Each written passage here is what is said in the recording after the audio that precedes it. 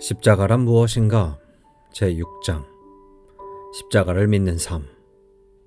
아주 오래전 아주 먼 곳에서 일어난 일이 어떻게 오늘날의 우리와 관련될 수 있을까? 어떤 이론이 참되다고 믿는 것이 어떻게 삶을 바꿀 수 있을까? 어떤 것이 지적으로 동의해서 하나님의 보시기에 새로워지고 용서받아 일어서게 되는 일이 어떻게 가능할까? 요컨대 우리는 십자가를 비롯해 그 모든 의미와 어떻게 연결될 수 있을까? 이 질문에 대답하기 위해서는 믿음이라는 짧지만 어려운 단어의 의미를 재발견할 필요가 있다. 많은 사람들이 기독교적인 삶을 사는 동안 믿음을 모종의 신념으로 취급하는 데서 더 나아가지 못한다. 믿음은 지적인 동의다. 그것은 어떤 것들이 참되다고 받아들이는 것이다. 하나님을 믿는 것은 하나님의 존재하심을 믿는 것이다. 십자가에 대한 믿음을 갖는 것은 십자가의 사건이 실제로 발생했으며 누군가의 지나치게 활동적인 상상력의 산물이 아님을 믿는 것이다. 그리고 믿음에 대한 이 상식적인 개념에 따르면 그것이 믿음이라는 내용의 전부다. 그러나 믿음이라는 기독교적 개념에는 이 비상적인 이해가 완전히 관가하는 깊이가 있다. 일상 언어에서 믿음이라는 단어는 계몽주의 사상의 영향을 심하게 받아서 더 낮은 형태의 지식과 같은 것을 의미한다. 하지만 기독교적으로 훨씬 더 깊은 의미를 지닌다. 믿음에 대한 기독교적 이해에는 주된 요소가 세 가지 있다. 믿음은 어떤 것들이 참되다고 믿는 것과 관련된다. 그러니 우리가 하나님을 믿는다고 말할 때 우리는 최소한 그분의 존재를 믿는 것이다. 혹은 우리가 하나님의 약속들을 믿는다고 말한다면 단지 그 약속들이 실제로 거기 있음을 인식하거나 받아들인다는 것을 의미할 수 있다. 이런 의미에서 믿음은 기본적으로 동의다. 나는 하나님을 믿는다는 나는 신이 있다고 믿는다. 혹은 나는 하나님이 존재한다고 생각한다와 같은 의미다. 이것은 필수적인 출발점이다. 우리는 하나님이 어떤 분인지에 관해 뭐라고 말하기에 앞서 우선 하나님이 계신다고 간주할 필요가 있다. 하지만 기독교 신앙 바깥에 있는 많은 사람들은 기독교적 믿음에 하나님의 존재에 대한 동의 이상이란 없다는 인상을 갖고 있다. 기독교 신앙은 교리에 포함된 것 같은 진술들의 목록을 따라 내려가며 확인하는 것이 갓에 지나지 않는다는 것이다. 이는 본질적으로 믿음에 대한 부적절한 이해다. 두 번째, 믿음은 신뢰다. 하나님의 약속들을 믿는다고 말한다면 우리가 그것들을 신뢰한다고 선언하는 것이다. 그것은 이 약속들이 존재한다는 인정 이상으로 우리가 그것들을 신뢰할 수 있으며 거기에 의지할 수 있다는 인식이다. 믿음은 마음은 건드리지 않고 놔둔 채 정신만을 깨우치는 순전히 지적인 어떤 것이 아니다. 믿음은 하나님의 인격에 대한 우리의 전인격적 응답이다. 예수 그리스도에게 드러나는 하나님의 압도적인 사랑에 대한 우리의 기쁨에 찬 반응이다. 모든 것을 떠나 예수를 따르는 단순한 응답이다. 예수 그리스도의 상과 죽음, 그리고 부활을 통해 놀라운 일이 일어났다는 우리의 인식이자 일어난 일에 대한 응답이다.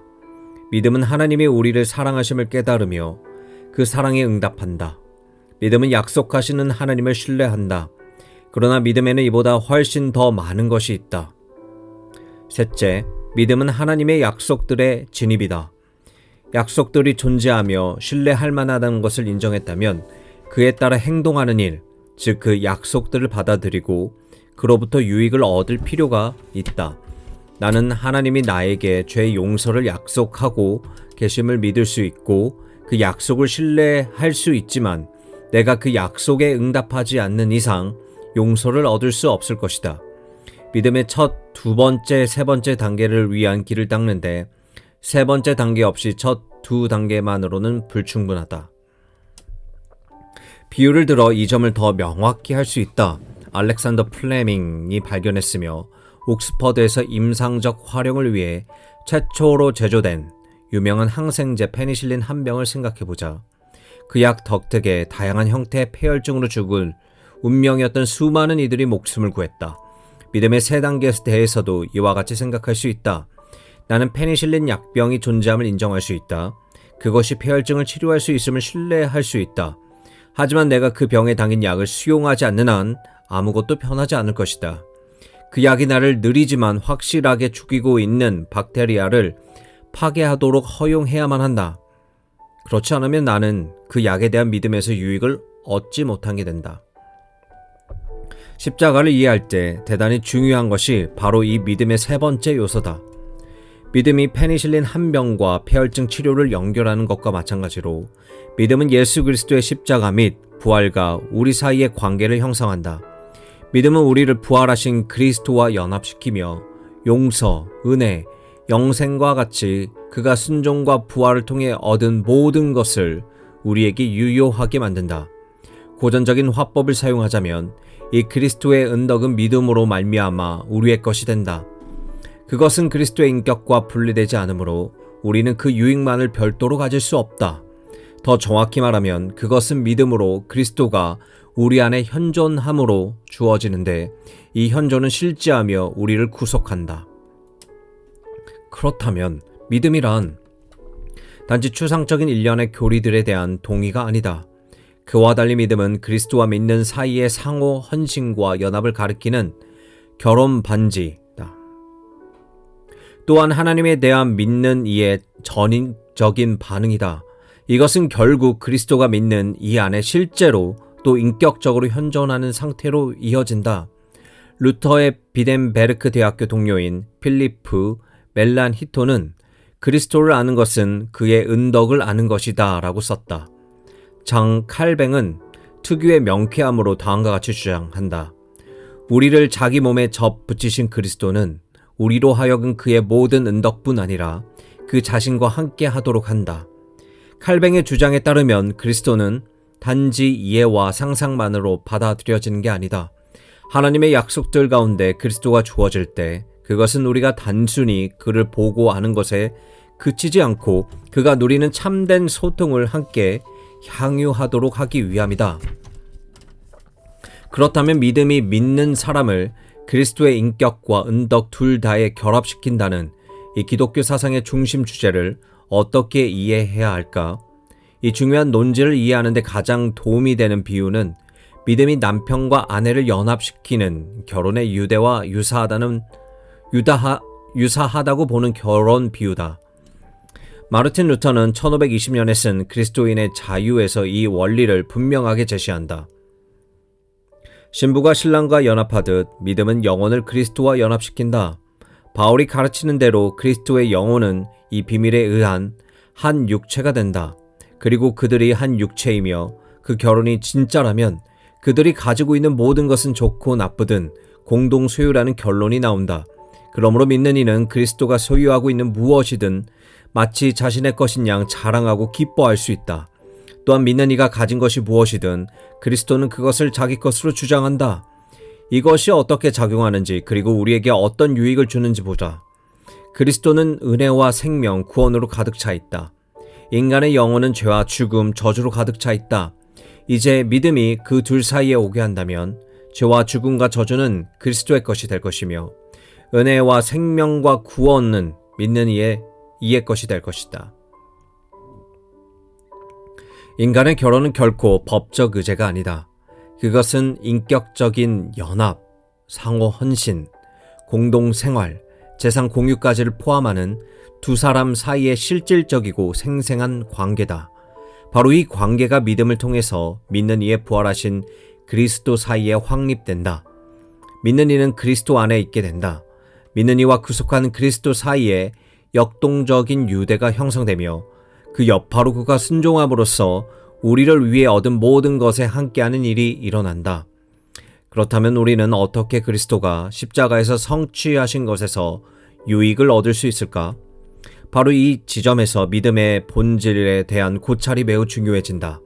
믿음은 우리를 그리스도와 연합시키며 그리스도가 우리 안에 인격적으로 현존할 수 있도록 하는 유대다. 동시에 그것은 그가 우리를 위해 십자가에서 얻은 모든 자원 및 특권과 결합시킨다. 믿음은 경로와 같은데 그 경로를 통해 그리스도의 의가 우리의 것이 되어 우리는 하나님의 보시기에 의롭게 된다. 믿음은 손과 같은데 그 손을 뻗어 용서, 기쁨, 희망과 같이 그리스도가 우리에게 제공하는 보배들을 붙잡을 수 있다. 믿음은 벌어진 입과 같은데 그 입은 해방, 구원, 영생과 같이 그리스도가 우리에게 베푸는 모든 것을 먹는다. 믿음이 그리스도를 붙잡는 손이라면 그리스도는 우리에게 선물로 주어진다는 사실이 중요하다. 복음이 지속적으로 강조하는 바는 우리가 결코 달성하거나 얻기를 기대할 수 없는 모든 것이 우리에게 값없이 주어진다는 것이다. 그것이 은혜의 본질이다. 다시 말해 우리가 받을 자격이 없으며 감히 기대하지도 못했던 것들을 우리에게 주시는 하나님의 자애로움이 은혜의 본질이다. 이제 이것이 4장에서 논의된 구원의 5가지 이미지와 어떻게 연결되는지를 알 수 있다. 그중 3가지를 검토해 보겠다. 나머지 2가지는 독자의 몫이다. 첫 번째, 전쟁터. 하나님은 예수의 죽음과 부활을 통해 군사적 승리를 달성하셨다. 이 승리의 열매들은 우리에게 선물로 주어진다.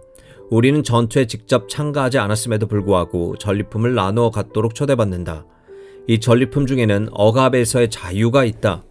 그 분투의 결말은 이미 정해져 있다. 우리는 노력으로 창조하거나 얻은 게 아니라 선물로 주어진 새로운 세계와 새로운 시대로 들어가도록 초대받는다. 두 번째, 관계. 우리 대부분은 개인적인 경험을 통해 관계가 오해나 순전한 어리석음 때문에 혹은 타인의 감정에 대한 적절한 배려가 부족해서 얼마나 쉽게 잘못될 수 있는지 알고 있다. 그러나 깨어지거나 두절된 관계는 잠재적으로 갱신된 관계다. 그 갱신의 과정은 종종 고통스러운 것으로 상처와 그 상처를 만든 것을 함께 드러내는 괴로운 과정을 수반한다. 그런데 피해자가 가해자에게 용서를 건네면서 화해를 통해 소외의 쓰라림의 변화가 일어난다. 다만 관계가 변화되려면 용서가 받아들여져야 한다. 용서는 양방향 도로다. 믿음은 자신으로 인해 단절된 관계의 쓰라림을 겪은 사랑하는 이가 건네는 용서에 예, 그리고 미안해요 라고 말하는 것이다. 세 번째, 병원. 베데스다의 연못에서 날 때부터 불구인 남자에게 다가가며 예수는 간단한 질문을 던진다. 낫기를 원하느냐? 믿음은 상처 입은 의사인 그리스도가 건네는 치유의 제안에 예 라고 말하는 것과 관련이 있다. 또 생명을 주는 약을 수용하는 것과도 관련이 있다. 그 약이 없다면 우리는 죽게 된다. 수락과 신뢰는 믿음의 마지막 요소, 곧 약속 안으로 들어가 그것이 제공하는 바를 받기 위한 길을 예비한다. 하나님은 그리스도가 십자가에서 성취한 것으로 우리를 치료하고 온전하게 하겠다고 제안하신다.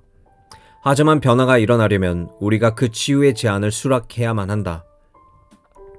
동일한 통찰이 법정이나 감옥에서 끌어온 이미지에도 적용될 수 있다.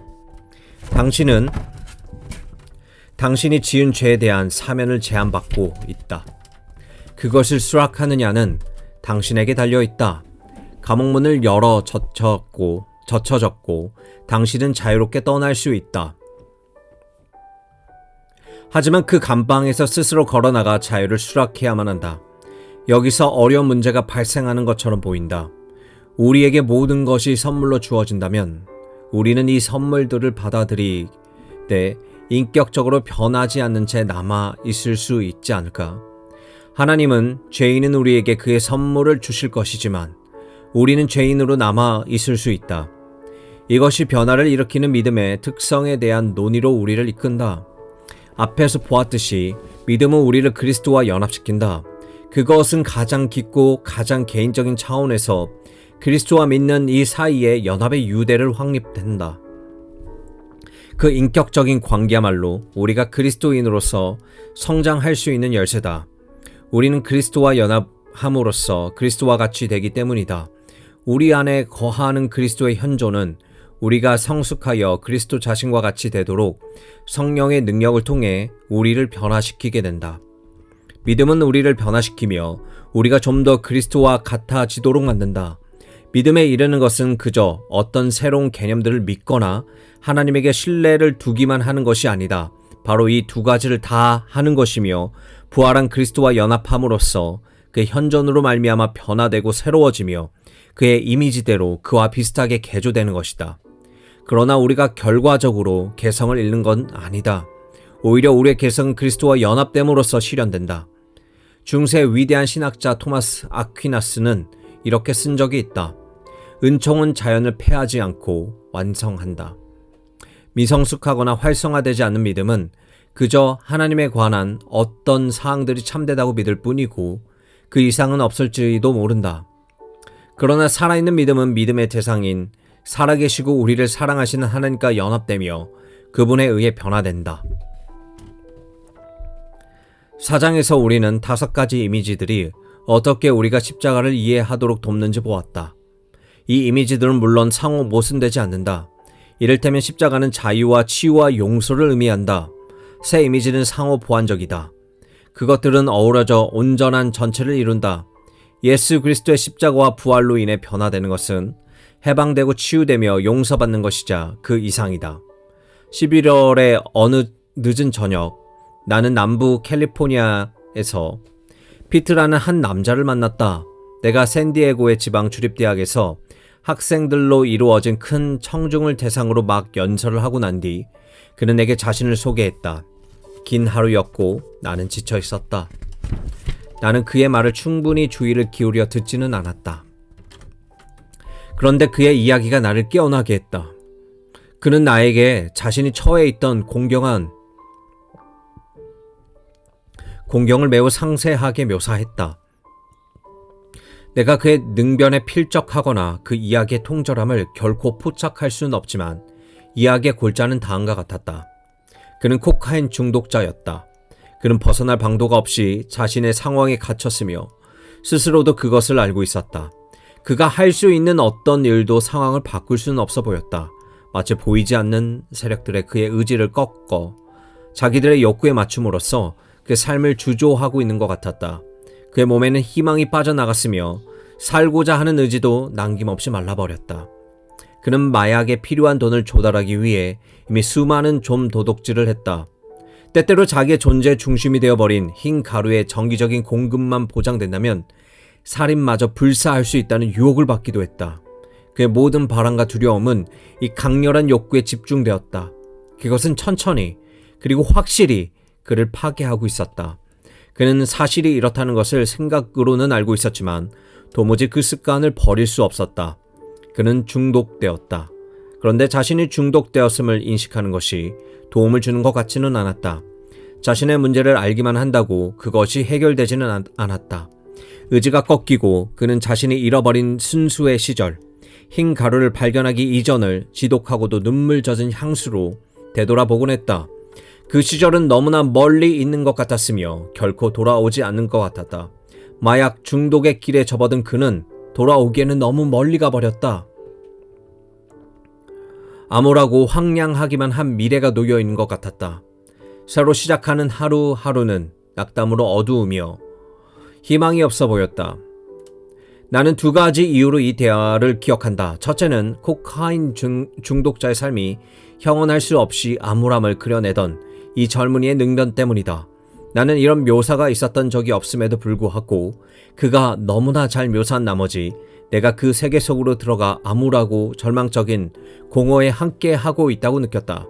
자신이 통제하지 못하는 무언가에 의해 철저히 억압받고 지배당하는 그 느낌은 내가 이전에 경험한 적이 없는 강한 힘으로 가슴에 뼈저리게 와닿았다.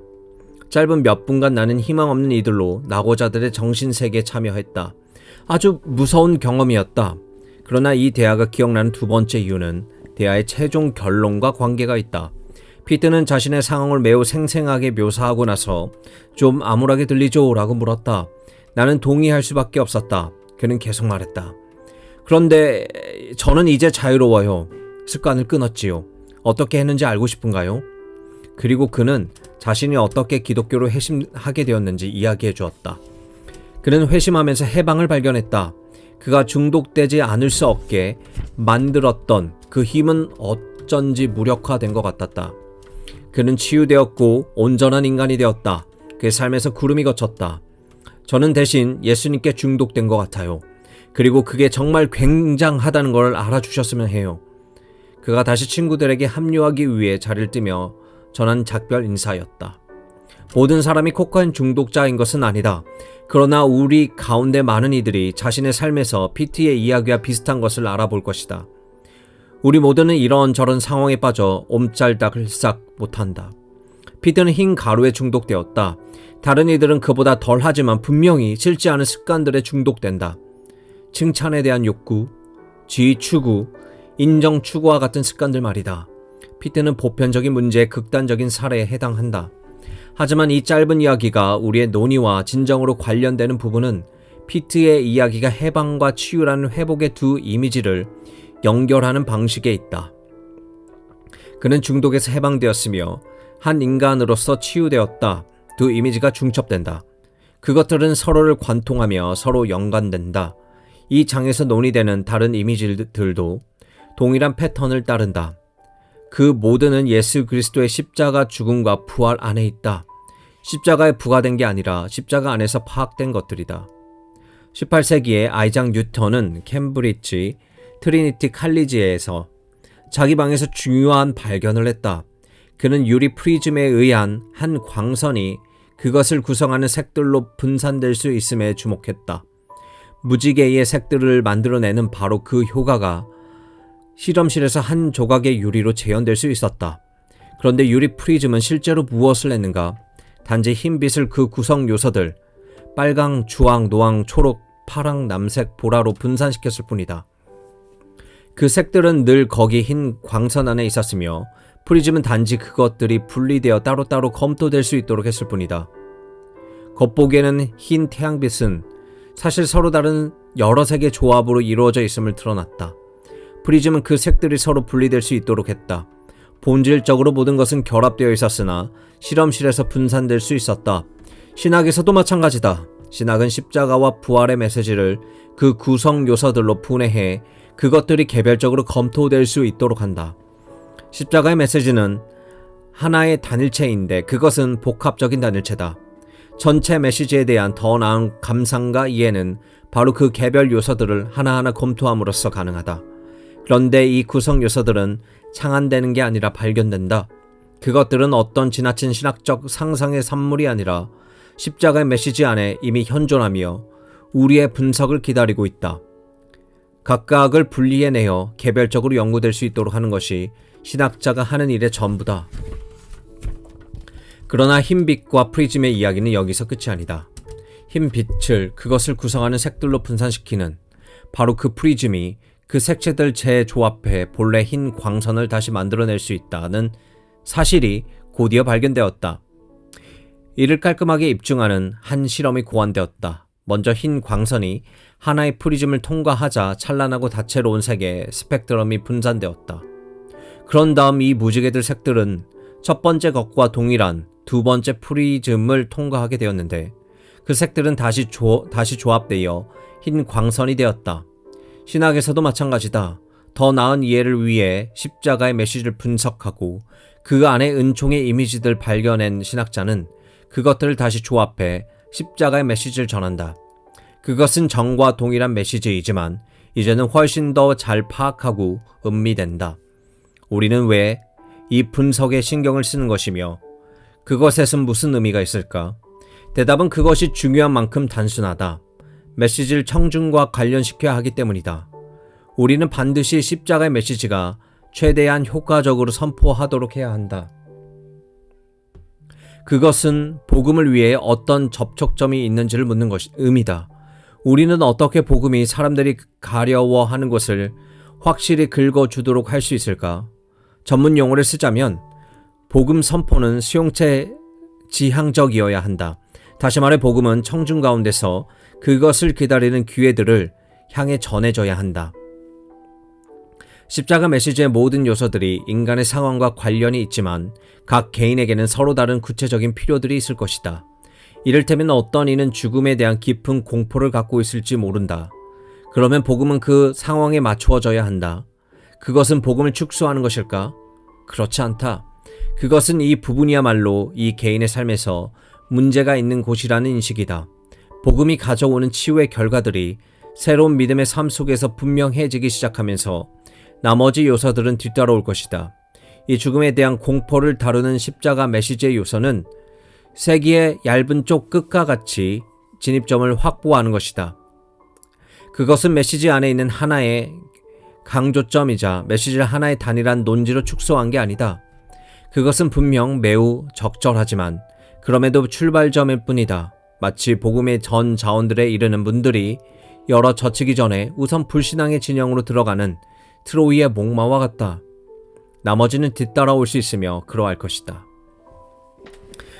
따라서 복음을 좀 더 효과적으로 선포하고자 할 때 십자가의 메시지를 그 구성 요소들로 분해하는 일을 통해 우리는 우리가 사용할 수 있는 자원들의 본질을 이해할 수 있다.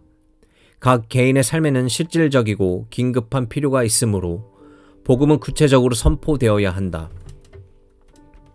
우리는 이를테면 해방에 관해 모호하고 막연한 용어로 이야기하는 것과 같이 복음에 대해 속수무책으로 일반화된 접근을 택하면 안 된다. 대신 다음과 같이 물어야 한다. 내가 복음을 설명하려 애쓰는 이 사람은 무엇에서 해방될 필요가 있을까? 이는 사람들과 그들의 필요들을 알게 되는 것을 의미한다. 그래서 그들의 상황에 알맞은 이미지와 언어를 사용하는 것을 의미한다. 바울은 자기 독자들의 도시 생활에서 끌어낸 이미지들을 훌륭하게 사용한다. 예수는 갈릴리 지방의 공동체의 일상생활에서 기가 막히게 끌어낸 비유들을 효과적으로 활용한다. 그들은 자기들이 무엇을 말하고자 하는지 알았고 어떻게 말해야 하는지도 알았다. 우리는 똑같이 해야 한다. 그렇다면 문제는 맥락하다. 십자가 부활의 영향력이 반드시 한 개인에게 충분히 미치도록 하려는 진지하고도 지속적인 시도가 있어야 한다. 이것은 우선 상황에 영향을 줄 수 있는 복음의 전 자원들을 아는 것을 의미한다. 둘째로 그것은 십자가의 메시지가 확실히 개인의 필요들과 충분히 얽히고 맞물리도록 개인의 상황을 아는 것을 의미한다. 그러니 복음을 알라. 그리고 친구들을 알라. 어느 기독교 신학 서적이든 이론의 모래톱 속에 가라앉을 위협을 무릅쓴다. 그리스도의 십자가와 부활에 대한 성찰은 세상 속의 구체적인 행위로 발전하기보다 자주 내적 성찰과 추상화로 퇴보한다. 십자가는 너무 많은 것을 의미하기 때문에 추상적인 이론들, 우리의 머릿속에서 굴러다니는 지식 같은 것으로 축소될 수 없다. 십자가는 우리 세상에서 만나는 이들을 이해하고 섬기는 새로운 방식들의 주의를 환기시키면서 우리의 사고의 삶을 형성해야 한다.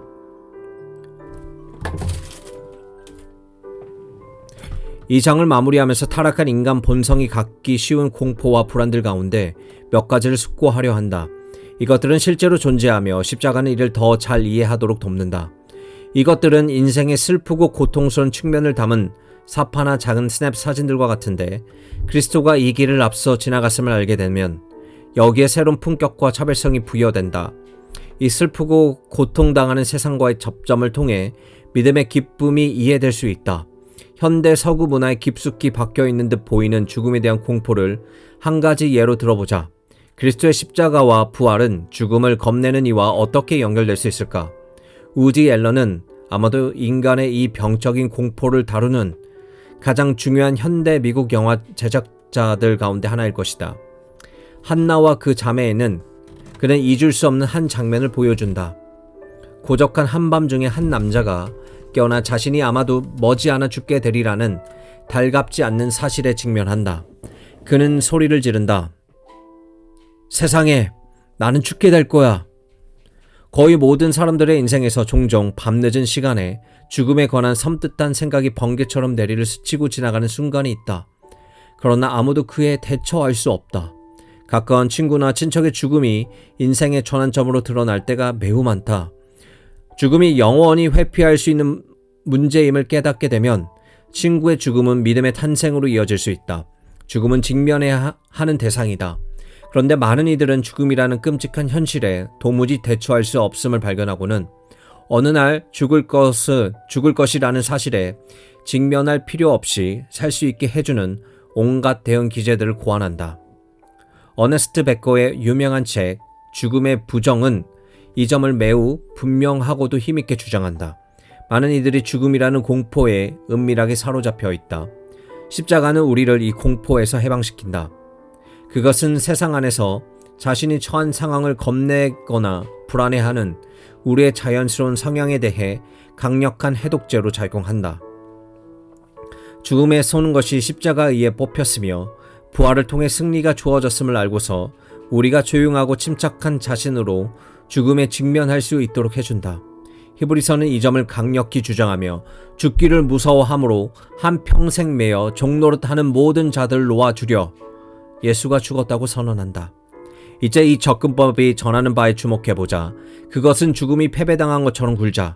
그것이 위력이 꺾인 것처럼 굴자. 그리고 마치 죽음 따위로 염려할 것 없는 것처럼 살자라고 말하고 있지 않다. 그렇다면 삶의 혹독한 현실에 눈 감은 채 환상의 세계에서 사는 것이나 마찬가지일 것이다. 아니다. 실로 그와는 매우 다르다. 이 접근법은 예수 그리스도의 십자가와 부활로 말미암아 죽음의 위력이 꺾였다. 그리스도를 통해 죽음에 대한 승리가 우리에게 주어졌다. 십자가에서 그리스도의 죽음과 맞붙여 싸워 이겼으므로 우리는 더 이상 죽음을 두려워할 필요가 없다라고 말하고 있다. 이것은 결코 과도하게 들뜨고 풍부한 인간적 상상력이 빚어낸 가상세계가 아니다. 이것은 하나님 자신에 의해 주어지고 보장되는 복음의 실제 세계다. 그리고 이러한 얇은 우리를 변화시킬 것이다. 우리가 생각하는 방식과 우리가 사는 방식을 변화시킬 것이다. 죽음은 길들여졌다. 존 버니어는 생생한 이야기 전개를 활용해 철로 역정에서 이 점을 강력하게 주장한다. 크리스천은 길을 따라 걷는 중에 경악스럽게도 흉포한 사자 한 마리가 길을 막아서는 것을 알아차린다. 그 짐승을 피할 수 있는 방법은 없다. 그는 공포에 휩싸인 채 가까이 다가간다. 그리고 기쁘게도 그 사자가 기둥에 묶여있음을 발견한다.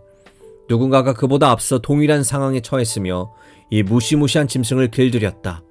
비록 그는 같은 길을 걸어야 하지만 앞선 여행자가 그를 위해 그 길을 안전하게 만들어 놓았다. 다른 누군가의 그의 앞에 있는 저 적대적인 피조물을 맞닥뜨려 그것을 무장해제시켰다. 사자는 그대로 남아있지만 그것이 한때 가했던 위협은 제거되었다. 십자가는 이 악의에 찬 죽음의 횡포에서 우리를 해방시킨다. 우리는 우리의 목을 조이는 죽음의 압박을 흐트러뜨린다. 신약 성경은 그리스도가 살아있으며 그가 살아있기 때문에 우리 또한 살리라는 기쁨에 찬 깨달음으로 가득하다. 죽음의 위력과 실제에 대한 그리스도의 승리는 우리의 승리다. 믿음은 우리를 그리스도와 그리고 죽음을 통한 우리 죽음의 정복을 포함해 그가 성취한 모든 것과 연합시킨다.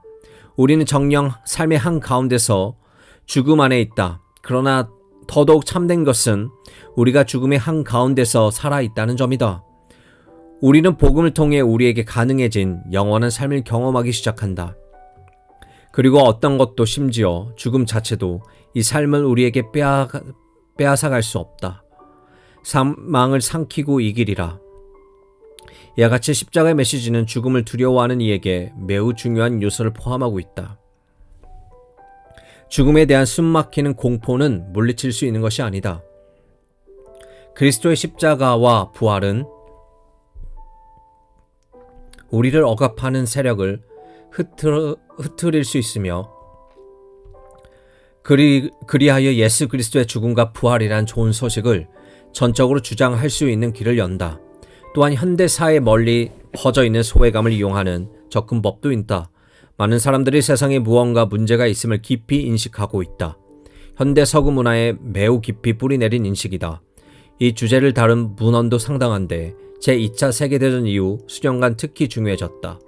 장폴 사르트르의 자유의 길, 그레이엄 그린, 브라이튼 락, 그리고 엘베르 콰메의 이방인은 모두 이 속격의 감각을 증언한다. 사르트르와 카미에게 이러한 소외는 인간 본성에 피할 수 없는 특징이다. 이것을 당해내기는 불가능하다.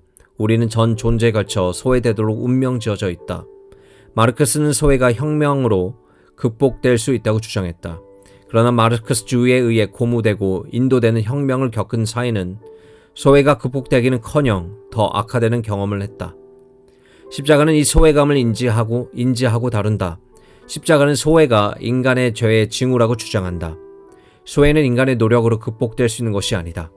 그것은 훨씬 더 급진적인 것, 곧 인간의 죄의 무효화를 필요로 한다. 십자가와 부활은 죄의 실제와 위력 모두를 입증하지만 그리스도 예수를 죽은 자 가운데서 살리신 하나님의 더 큰 실제와 위력 또한 입증된다. 이상은 그리스도의 십자가와 부활이 인간 공통의 경험을 다루는, 또한 믿음을 통해 그 경험을 하나님을 아는 구속의 지식으로 변모시키는 많은 방식들 가운데 두 가지를 지나지 않는다. 그러나 기본적인 전략은 명확하다. 우리는 복음 전도의 기회를 식별하기 위해서 한편으로는 신학을, 다른 한편으로는 청중을 알아야 한다. 그리고 예수 그리스도의 십자가와 부활에 자신의 지인들을 이해하는 능력과 잠재력이 있다는 확신을 가져야 한다.